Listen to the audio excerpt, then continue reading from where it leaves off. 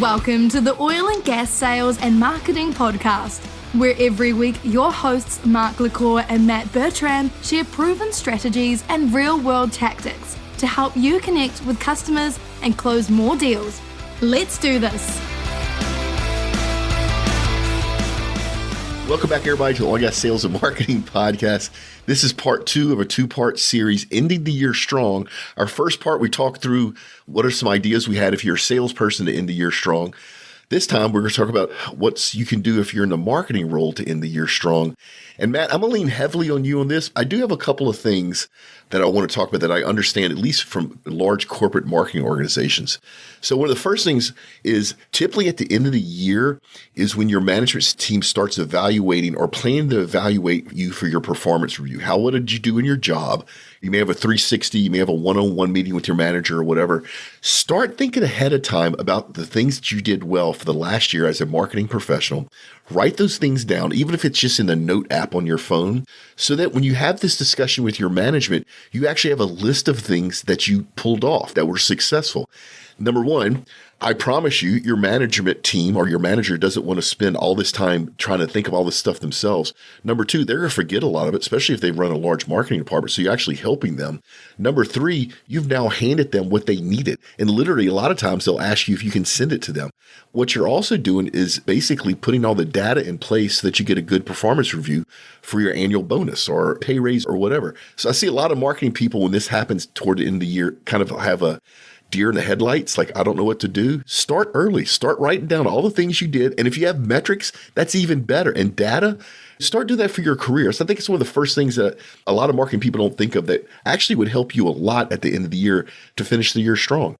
The other thing is, if you work for a large marketing organization, especially, you have all this data, and it's probably in different silos. You probably have some marketing automation. You definitely have a CRM. I probably have email automation. Go in and clean some of that stuff up. I will tell you this much, Matt, and I was actually shocked. So we use MailChimp for our email automation. We send out not a lot of emails, but our lists are pretty big. We've been doing this for a long time. And my marketing team actually went, and not my marketing team, actually one of my marketing people went in and cleaned up all the inactive people. So the people that don't open our emails. And at first you go, well, shoot, that means less people are on my list. Our open rate almost quadrupled. Even though it's going out to less people, the people that never open our email anyway, by removing them from the tool from MailChimp, it caused more people to open our emails. I don't know if that's an algorithm thing or just a higher delivery rate. Too. It does. Maybe that's what it was. It was a higher deliverable rate. But I was amazed at how much more eyeballs we had on our content by cleaning up our email list, which in my head is kind of counterproductive, but I've seen the data and it's legit. Clean up those databases, clean up the CRM, remove inactive people that never open your emails. Now, the next part of that is you probably, in this year, is a good time for you to start planning how to add people to those lists. I would also say that you can put those people on another list and you could send them some kind of offer or some kind of re-engagement to re-engage. That's a damn good idea, Matt. On a new list is really quite critical. And then just really quickly, what you were saying previously, I would tell you, if things don't go in our CRM, I won't even remember them in a quarter from now. So I say if it doesn't go into the CRM or the project management tool or whatever you're using, it didn't happen. You look and sound good. Anyway, yeah, that's 100% correct.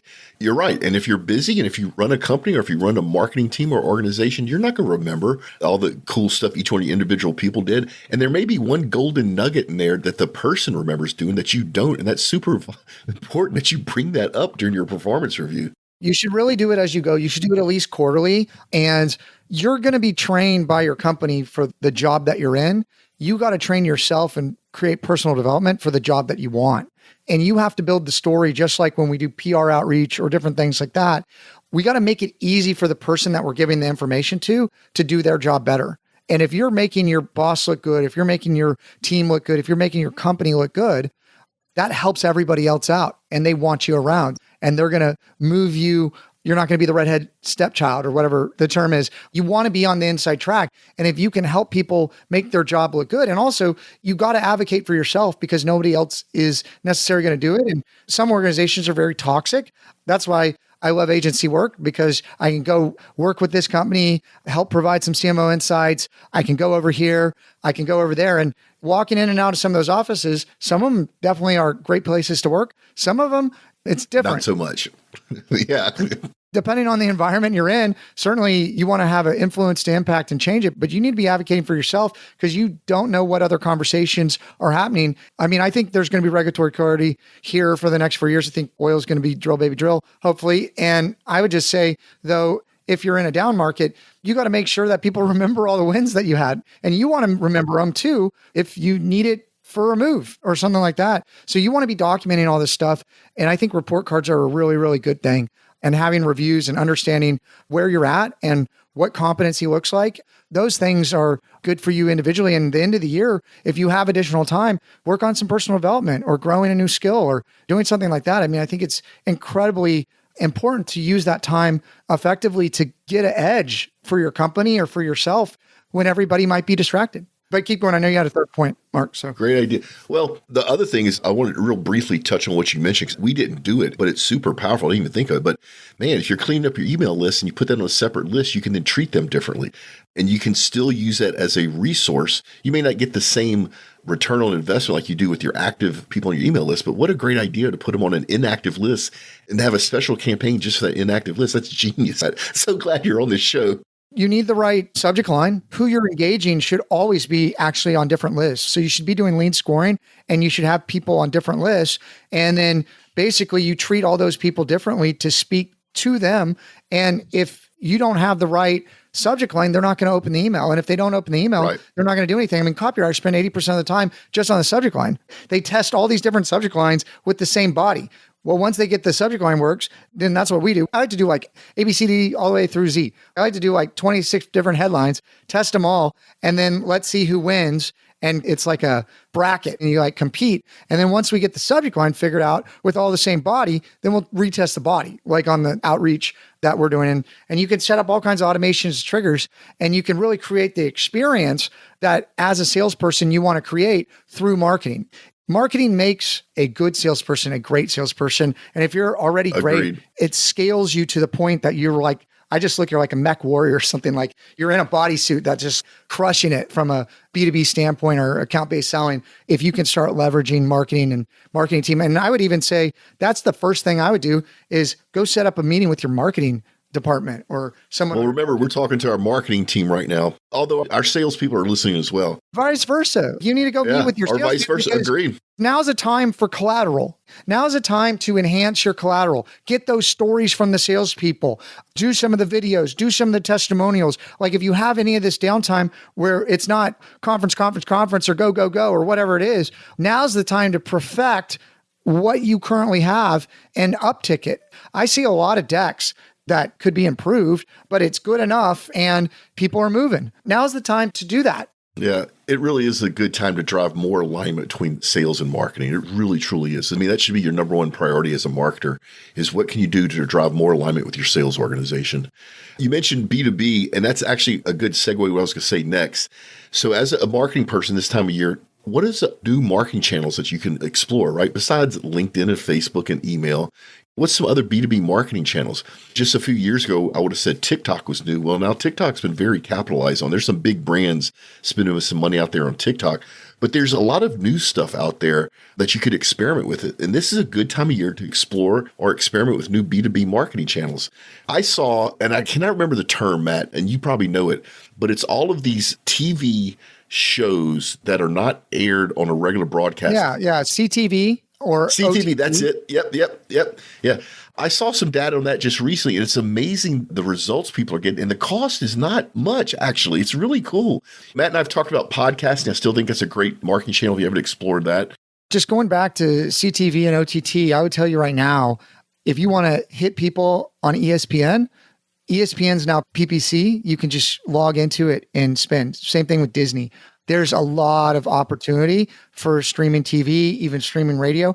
I would just tell you, the big tip I would tell you is put a QR code on your ad so people can use their phone to scan it and you can track conversions, because right now you can only track impressions. But there is a lot of new innovation coming out in MarTech That's right now. That's a great idea too.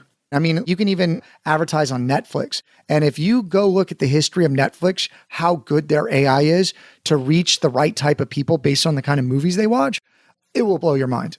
Netflix is really the data company. They're not a content creation company. They just use content to get the data. They were a data company when they were mailing out CDs or DVDs. If you don't know this about Netflix, they create content specifically for certain demographics that they want to target. If it's crazy sci-fi with showing a little bit of good-looking females on it, they're targeting the 20 to 27-year-old young male. I can tell you exactly who they're targeting. And if you watch the ads, my favorite is the GMC ad, where it's a GMC one-ton four-wheel drive truck pulling two U.S. Army troop carriers, and then later they're pulling a big boat. Like, if that's not aimed exactly at men, I mean, 100%. But Netflix is showing it on the movies that they create just for their younger male audience. It's genius. And you could do the same thing. You should be testing stuff. That's what we've been doing pretty heavily. We're running ads on all channels for a lot of clients. We've been able to set baselines, and it's really helping if you're trying to get a certain number of touches. The attribution is kind of a spread over all these channels. Like, I wouldn't go with first touch or last touch attribution, but man, I'm telling you, versus terrestrial radio, you can repurpose some of this cash. Or if you're running TV ads, you can repurpose some of this. And we're getting phenomenal results across the board. Certainly, Facebook is something that's a staple, but also YouTube. People are not utilizing YouTube the way. YouTube is the highest viewed platform than any other channel.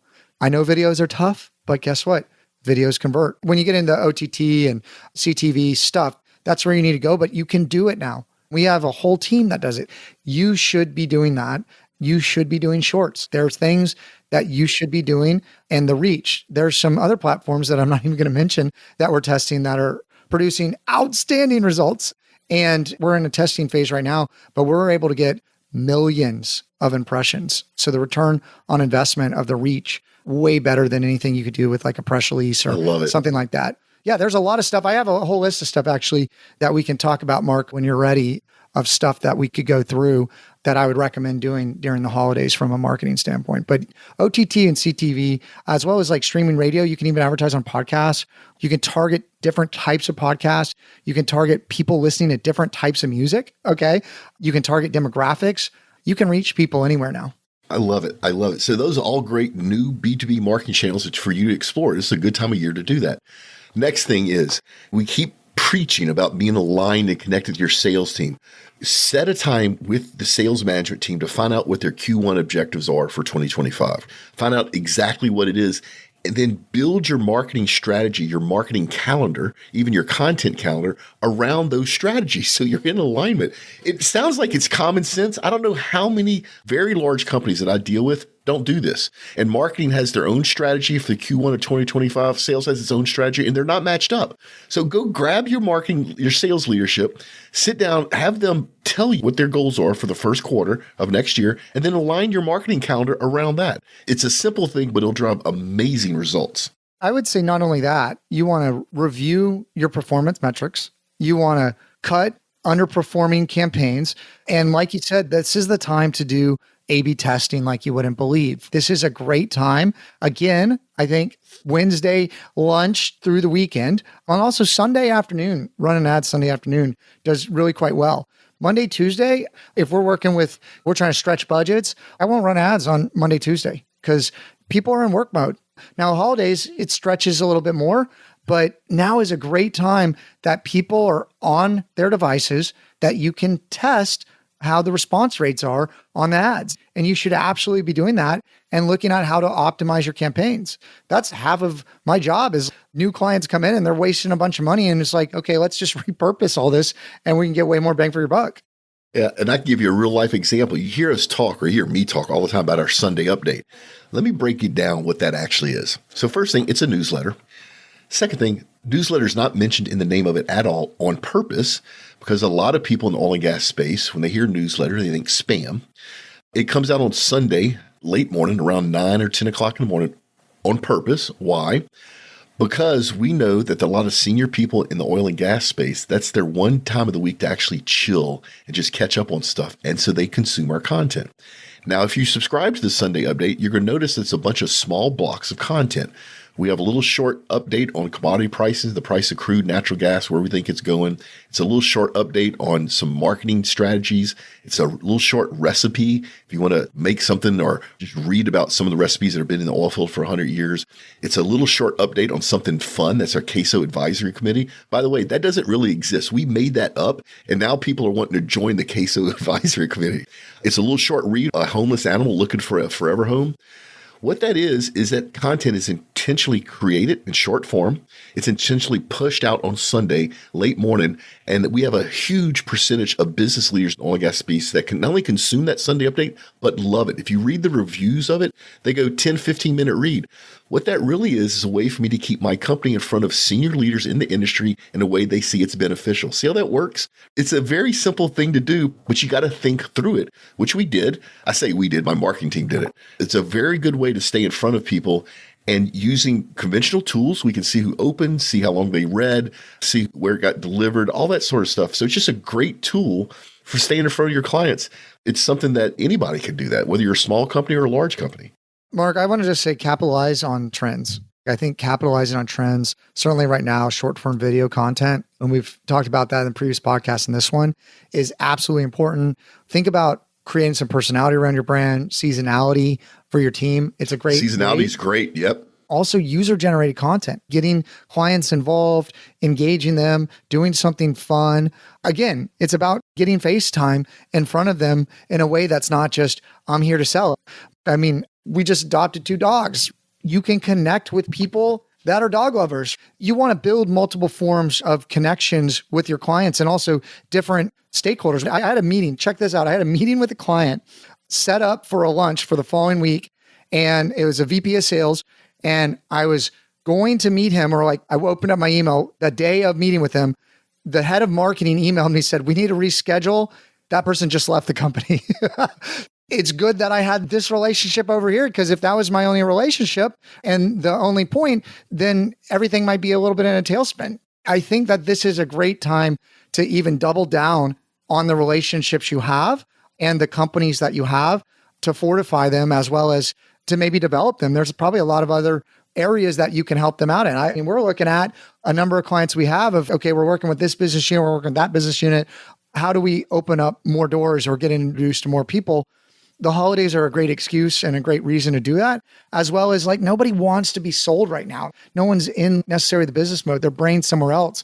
Building those connections based on something else are super important, I think. Yeah. The other thing, and Matt mentioned this way earlier, and I intentionally didn't comment on it because I wanted to save it till now. But if you're a marketing professional in this space, this is a great time to learn something new. Matt rattled off 100 things. You don't know what pay-per-click is? Go take an online course on it. You don't understand how to judge leads? Go take a course on it. There's a bunch of really cool stuff out there. This is a great time to add value to what you bring to your company and also your personal career, because things are slowing down a little bit and you have a little bit more time. Look at things that you would like to learn. And by the way, it actually works so much better if it's something that you want to learn, that you're kind of passionate or curious about, than something that you think you should learn. So don't focus on the stuff that you don't want to learn. You're not going to be very good at it. Focus on the stuff that's cool, that's new. If you work for a company and they're all a little bit scared of video, take a videography course, take a video editing course. Matt, some of the new video editing software out there is amazing. The quality you can do with literally in 10 minutes of learning, unlike some of the older stuff that took years to learn all the features and functionality of it. So this is the time of year for your marketing professional to kind of up your game, get some education, learn some new skills, which then just makes you more valuable to your company, but also to the market as a whole. I just think it's a great time of year to just up your game a little bit. I do have a question to ask you, Matt, because the next thing I wanted to bring up, and I'm not sure what your thoughts is on this, I think this is also a good time of year for a company to start showing their personal side. If you work for an oilfield service company or a technology company selling oil and gas or whatever, people think you as that company. This is a time of year maybe to show some goofy pictures from your company's Christmas party, right? Or kind of show behind the scenes that somebody loves to barbecue or works with animals or whatever. I think this is a great time to personalize your company, because no matter what, when you're marketing to the general public out there, at some point, Matt says this all the time, they want to know that you're a real person. They don't want to know that you're a brand. They want to know you're a real person. I just think this time of year is a good time to do that. Part of it is the holiday season. Part of it is you have the time to do it. But I just think you ought to just show off a little bit the people side of your company this time of year. People do business with people. People forget that. People do business with people. I see it over and over again. And you want to humanize your brand, and you want to humanize your department, and you want to humanize yourself. And what is the saying? It's something like, people don't want to know what you know until they know how much you care, or something like that. I think that, again, the user-generated content, creating maybe some short-form videos, I think it's okay to drop handles a little bit. And also, look, if you're not going to push it out publicly, because maybe there's a line there, or maybe there's some legal or whatever, but you can send it to people. I used to, when I was heavy sales, and again, I was the person that was always reading the marketing stuff, so I got pulled to marketing because it was really where my passion was. It's what I went to school for. I would always send like a goofy cartoons. I love reading goofy cartoons, and I would go look through a bunch of goofy cartoons, and I would send those to people. Some of them maybe I would send to everybody, but then there's some I would send to certain people. I would personalize that message. Now you could like send a little video, whatever. There's a lot of things that you can do, but know that it doesn't have to be mass done. Like if you have a set of clients, or you're an account manager that you're managing, you should be looking at, okay, how is this account doing business-wise? How is your personal relationship doing? And measure that. Like I even think about life almost like a video game. Like, how's my health doing? Am I eating right? Am I in good shape? Spiritually, where am I at? How am I doing with my kids? How am I doing with my family? I look at all these factors, and I try to get in realignment with some work-life balance, taking self-care, your mental state, which I think we've talked about a little bit, but I don't know how much we've hit home. At one point, we're going to do an episode just on that. But I can tell you, your mindset, I'm going to have a good day, I'm going to have a bad day, and both are true depending on what I believe. Some people had a great year and they're up on a high horse, and other people are gunning for like, I want to be the top salesperson, whatever. And then some people are like, man, I had a horrible year. I need to reevaluate it. What can you do better? How can you change that? And positive affirmation, just go research it if you don't believe it. I'm telling you right now, there is value in your mind and what's going on in your head. And look around, look what a great life we have. Now's the time to embody that positive spirit and share that with people. And I think it's infectious. It's so funny. Matt and I do zero prep, people, but he segued my last little comment perfectly. The last thing I think you should do if you're a marketing professional to end the year strong is go to your executive leadership team, go to your CEO, your presidents, your SCPs, and go, look, let's talk about the company vision, and let's talk about how you care, and let's maybe shoot a little video, not for external use. This is just for the company. It's not going anywhere else. It's just for our people, our team, so that you can help your senior leadership communicate their vision to the entire company. Couple things. First thing, most companies don't do that. And when you do that, people from the front lines all the way to the top and everybody in the middle all of a sudden go, wow, even our leaders are real people and they're trying to accomplish something. Number two, imagine if your CEO now knows your name because it was you who came up with this idea, you who shot the video. You think that's good for your career? I'm telling you now it is. So to end the year strong, one of the last things I suggest you do is go to your executive leadership team and help them communicate their company vision and their goals to the company. Make this an internal project. The video would probably be best short, like Matt said, but you also could do an internal podcast. You could just do one, an audio only version, but go to your senior leadership team and see if you can help them. And this inspires the whole company. It's just a good thing to do. And this is a good time of year to do it.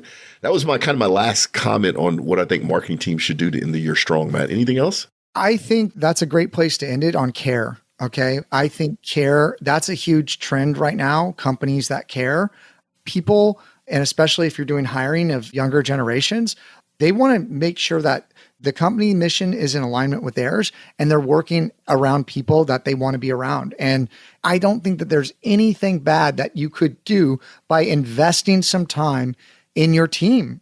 Don't take them for granted and appreciate them, and company parties and these things, especially if people are working remote in some capacity, like if they're not even in the office every day of the week, you need to establish the connection, because if they're just in their bubble at home doing their job, they could do that for anyone. And that person could be critical for you. And marketing and even internal podcasts, we talked about that, larger organizations, internal podcasts, but to communicate things up and down the chain. I mean, that was something I even did in college. I built a newsletter for the core cadets at Texas A&M to be able to communicate from the leadership why changes were happening and to push that information out, and then have an opinion article in there to push that information up. Because if people can feel heard and people know that you care, that's where it all starts. Yep.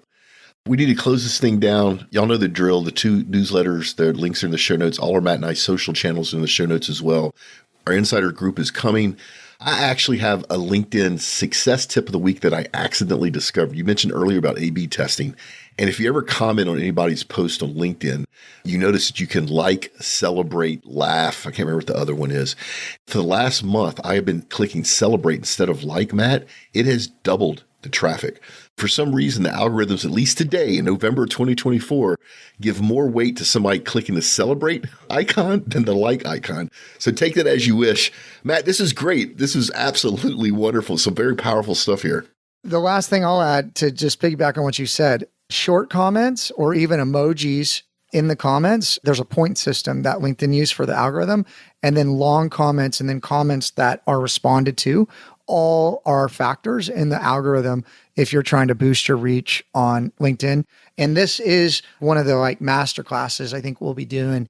I have so much I can share on LinkedIn and case studies that really work, even from things that I've done with the LinkedIn actual team. We've even talked about with podcasts, aligning what their goals are, what LinkedIn's goals are, and what they're trying to promote with what you're trying to do. There's all these different factors that go into ranking and visibility. And really, the more attention you get, the higher chance people know who you are and to be considering your product or service. And the more times they see it, there's a trust factor there. So certainly LinkedIn is something you should become a specialist in. And see, people, as soon as we open up our insiders group for sales and marketing professionals, this is why you better freaking join. Matt teaching you that is worth whatever we're going to charge for it just right there. We got to get out here. Remember, folks, make a difference and not a sale. Thanks for listening to OGGN, the world's largest and most listened to podcast network for the oil and energy industry. If you like this show, leave us a review and then go to OGGN.com to learn about all our other shows. And don't forget to sign up for our weekly newsletter. This show has been a production of the Oil and Gas Global Network.